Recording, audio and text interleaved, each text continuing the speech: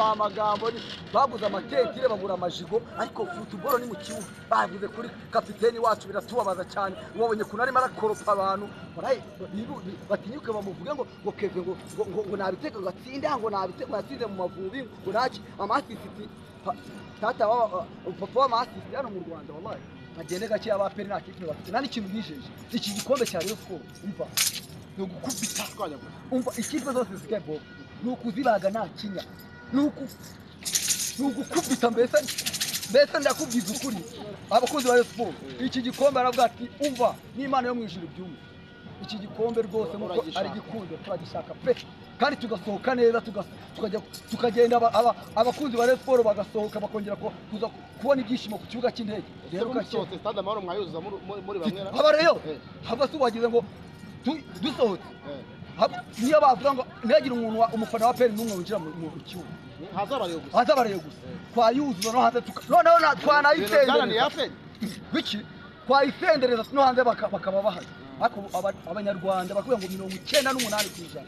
Ariko Bob hari ikintu abantu bibesha aperi kunda kurokira twe yadushimye turavuga ati twe twarayihebeye niyo wazana miliyari yo wazana ki uretse namwe nk'abafana se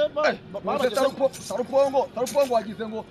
Sarupongo ni yavukiye wawo muri famille yari bikona akavuga ati ikipe yanjye ni Reyo yabona agafaranga nako akahita agenda akavuga ati rero tuguye igipfurumba ngwino naramubwiye yari abandi bana babiri yagenda amubwira imva abo bana nibashuka genda ku giti cyawe wigendere wirindagire agenda karamwishe Sarupongo abari muri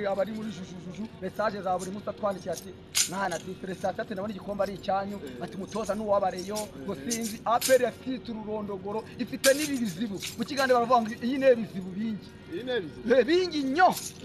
nukubanga imeze nabi rwose nishaka kanyari tuzayiga kandi hari n'abantu tubana ku rubuga muri equipe nationale rubuga tugira rurimo bajangwa nabo ngabo basonga mbere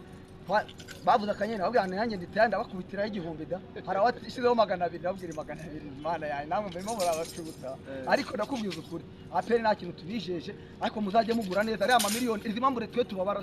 zira miliyoni ari ibikorwa hano mu Rwanda ari ibizo zigomba gukora kumva ngo babatara ngo amamiliyari n'amamiliyari umuntu akirirwa bunga imbere y'izamwe akabwera abwera usabedi ko bavuze ngo bedi reba incundo ari marazica ubusabedi fikanyarwanda ko twamutsimba rero bavuga ati ngwino woze muri Reyon Sport wambara ubururu n'umweru